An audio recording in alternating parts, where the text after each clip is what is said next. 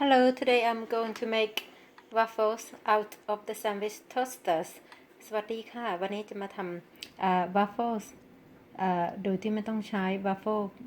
เครื่อง waffle ทำนะคะ จะใช้เป็นsandwich ทำนะคะ If you don't have the waffle machine at home you can use the sandwich toaster instead